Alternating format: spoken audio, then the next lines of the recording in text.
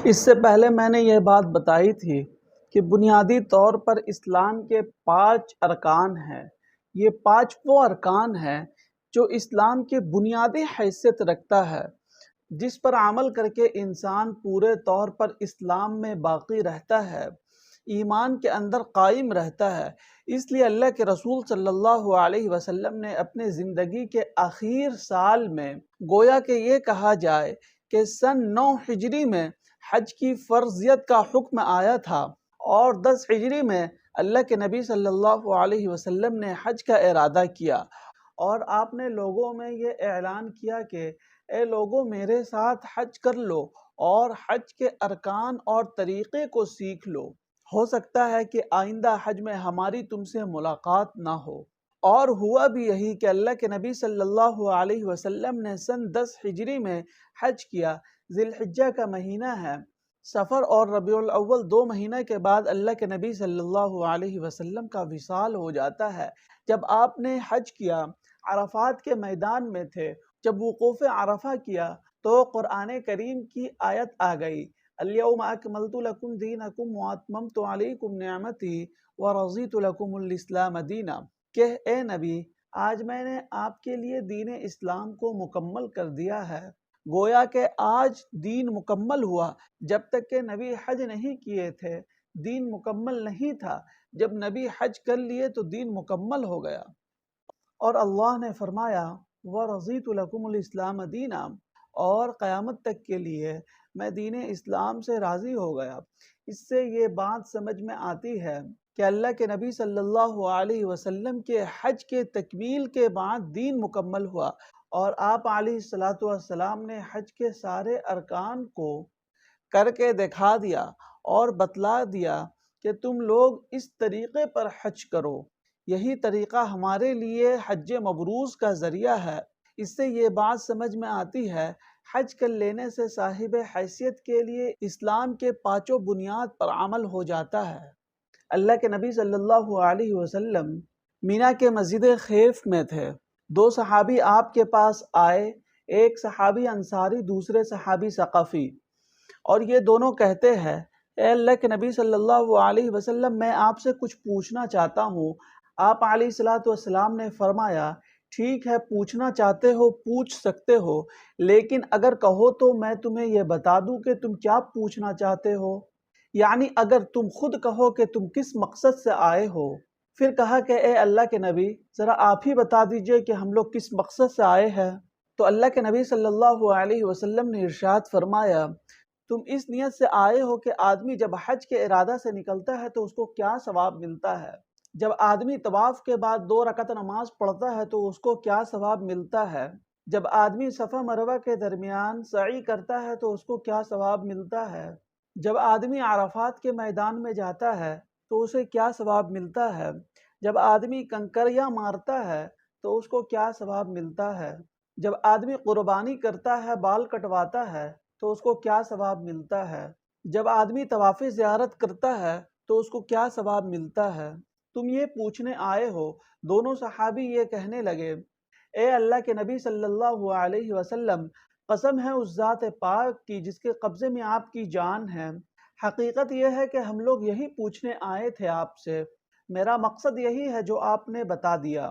پھر اللہ کے نبی صلی اللہ علیہ وسلم نے فرمایا سنو میں تمہیں بتلاتا ہوں، جب حاجی اپنے گھر سے حج کے ارادہ سے نکلتا ہے تو ایک ایک قدم پر ایک نیکیاں لکھی جاتی ہے۔ اس زمانے میں اونٹ سے سفر ہوتا تھا۔ آپ علیہ السلام نے فرمایا اونٹ کے ایک ایک قدم پر ایک نیکیاں لکھی جاتی ہے اور ایک گناہ مٹتے ہیں۔ ذرا سوچئے آج کے وقت میں انسان کتنی لمبی مسافت طے کر کے جاتا ہے تو اس کو کتنا زیادہ ثواب ملتا ہوگا۔ پھر اللہ کے نبی صلی اللہ علیہ وسلم نے فرمایا طواف کے بعد جو تم 2 رکعت نماز ادا کرتے ہو اس کا ثواب تمہارے لیے ایک غلام آزاد کرنے کے برابر ہے، اور آپ نے فرمایا صفا مروہ کے درمیان جو تم سعی کرتے ہو 70 غلام آزاد کرنے کے برابر تمہیں ثواب دیا جاتا ہے۔ تم جو طواف کرتے ہو ایک ایک قدم پر نیکیاں لکھی جاتی ہے، اور آپ نے فرمایا جب آدمی میدان عرفات میں جاتا ہے تو اللہ فرشتوں سے پوچھتے ہیں اے فرشتوں ان کا کیا بدلہ ہے جو پراگندہ بال یہاں آئے ہیں؟ فرشتے کہتے ہیں اے اللہ ان کو پورا پورا بدلہ دے دیا جائے، پورا پورا اجر دے دیا جائے۔ اللہ کا اعلان ہوتا ہے اے فرشتوں تم گواہ رہو، اگر ان کے گناہ ریت کے ذرات کے برابر ہو، اگر ان کے گناہ سمندر کے پانی کے برابر ہو، اگر ان کے گناہ درختوں کے پتوں کے برابر ہو، میں نے ان کے تمام گناہ کو معاف کر دیا، یہ یہاں سے بخشے بخشائے جائیں گے۔ پھر جب آدمی کنکریاں مارتا ہے تو اللہ کے نبی صلی اللہ علیہ وسلم نے فرمایا جب ایک کنکریاں مارتا ہے تو اس کا ایک وہ گناہ معاف ہوتا ہے جو انسان کو ہلاک کر دینے والا ہوتا ہے۔ کوئی چھوٹا گناہ نہیں بلکہ ایک کنکری کے بدلے میں وہ گناہ معاف ہوتے ہیں جو انسان کو ہلاک کر دینے والا ہے۔ پہلے دن 7 کنکریاں ماری جاتی ہے، دوسرے دن 21 کنکریاں، تیسرے دن بھی 21 کنکریاں، اگر چوتھے دن رہ گئے تو چوتھے دن بھی 21 کنکریاں ماری جاتی ہے۔ یہ ٹوٹل 70 کنکریاں ہو گئے۔ آپ ذرا سوچئے کہ انسان کے وہ گناہ جو انسان کو ہلاک کر دینے والا ہوتا ہے وہ گناہ معاف ہوتا ہے۔ پھر آپ علیہ السلام نے فرمایا جو تم قربانی کرتے ہو آخرت میں یہ تمہارے لیے ذخیرہ ہے۔ پھر آپ نے فرمایا جب تم بال حلق کرواتے ہو تو ایک بال کے بدلے میں ایک نیکیاں لکھی جاتی ہے اور ایک گناہ معاف ہو جاتے ہیں۔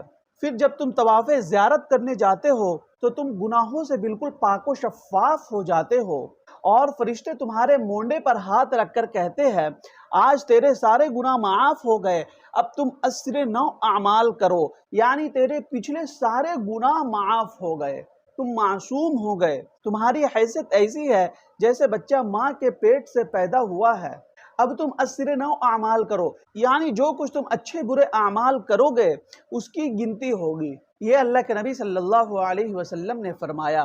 اس میں بڑا سبب یہ ہے کہ انسان حج کو بنا کر کرے، صحیح طریقے سے کرے، حج کے آداب کی، فرائض کی، واجبات کی رعایت کرتے ہوئے حج کو کرے، اس وقت جا کر یہ ثواب ملتا ہے۔ لیکن اگر ذرہ برابر بھی ریا آ گیا، دکھلاوا آ گیا تو حج کا وہ اجر نہیں ملے گا، وہ ثواب نہیں ملے گا۔ حج کی فرضیت ادا تو ہو جائے گی لیکن جو حج کا وزن ہے، اس کی جو قیمت ہے، اس کا جو ثواب ہے، اس سے انسان محروم ہو جائے گا۔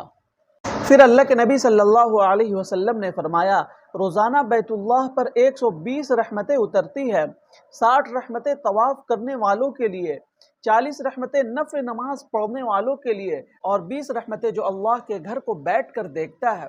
آپ ذرا سوچئے جو شخص اللہ کے گھر کو صرف بیٹھ کر دیکھتا ہے اس کے لیے 20 نیکیاں لکھی جاتی ہے۔ اللہ کے نبی صلی اللہ علیہ وسلم نے فرمایا رکن یمانی حجر اسود کے سامنے جو شخص ربنا آتنا فی الدنیا حسنہ وفی الآخرۃ حسنۃ وقنا عذاب النار پڑھتا ہے، 70 فرشتے وہاں مقرر ہے، ان کے اس دعا پر آمین کہتے ہیں، اور جس شخص کے دعا پر فرشتے آمین کہے اس کی دعا تو قبول ہونا ہی ہونا ہے۔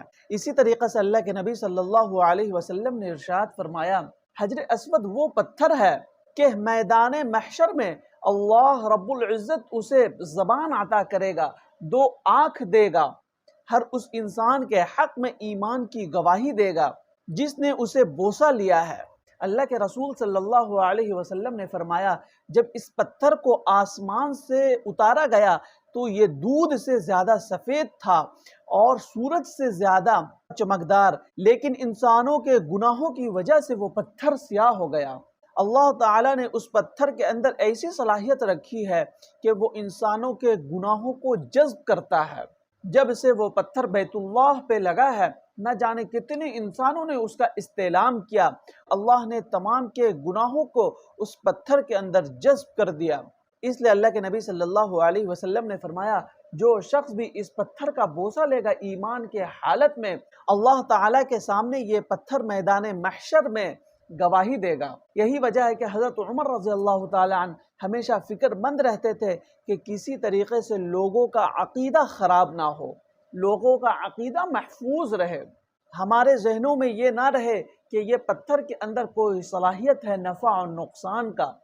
حضرت عمر رضی اللہ تعالیٰ عنہ جب بھی اس پتھر کا بوسہ لیا کرتے تھے تو اس پتھر سے کہا کرتے تھے اے پتھر نہ تیرے اندر نفع کی صلاحیت ہے اور نہ ہی نقصان کی صلاحیت ہے، میں نے اللہ کے نبی صلی اللہ علیہ وسلم کو بوسہ لیتے ہوئے دیکھا ہے، اسی لیے میں تمہارا بوسہ لیتا ہوں۔ یہ مقام حضرت عمر رضی اللہ تعالی عنہ کا تھا، اس لیے حجر اسود کا استلام اسی نیت سے کرے کہ اللہ کے نبی صلی اللہ علیہ وسلم نے اس پتھر کو چوما ہے، اس لیے میں بھی اسے چوم رہا ہوں۔ اسی طریقہ سے مقام ابراہیم، اللہ کے نبی صلی اللہ علیہ وسلم نے فرمایا یہ بھی وہ پتھر ہے جس کے بارے میں اللہ کا حکم ہے وَاتَّخِذُوا مِن مَّقَامِ إِبْرَاهِيمَ مُصَلًّى، کہ آپ مقام ابراہیم کو نماز پڑھنے کی جگہ بنائیے۔ ہر طواف کے بعد 2 رکعت نماز واجب ہے، اس لیے ہر شخص مقام ابراہیم پر نماز پڑھ لے، اگر وہاں موقع نہ ملے تو کہیں دوسری جگہ نماز پڑھ لیا کرے۔ یہی وہ پتھر ہے جس پر حضرت ابراہیم علیہ السلام کھڑے ہو کر بیت اللہ کا تعمیر کیا۔ جو لوگ گئے ہیں وہ لوگ دیکھے ہوں گے، اور جو لوگ نہیں گئے ہیں اللہ انہیں بھی وہاں پہنچائے۔ اس پتھر پر آج بھی حضرت ابراہیم علیہ السلام کا پاؤں کا نشان ہے، اور وہ پتھر جنت کا ہے۔ اللہ نے جب اس پتھر کو جنت سے اتارا تھا تو اس کی روشنی سورج سے زیادہ تھا، اللہ نے اس کی روشنی کو کم کر دیا۔ اس لیے انسان وہاں پر جا کر جو بھی عمل کرے اس تصور سے کرے کہ اللہ کے نبی صلی اللہ علیہ وسلم نے یہ حکم دیا تھا، اس بات کی ترغیب دی تھی۔ اللہ کے نبی نے ہمیں اس مقام پر یہ بتایا ہے، ہمیں اس چیز کی تلقین کیا ہے، ہمیں اس چیز کی ترغیب دی ہے۔ انشاءاللہ انسان اگر اس جذبے کے ساتھ یہ عمل کرے گا تو وہ حج مبرور ہوگا اور حج قبول ہوگا۔ اللہ تعالیٰ کہی ہوئی بات پر عمل کرنے کی توفیق عطا فرمائے۔ وآخر دعوانا الحمدللہ رب العالمین۔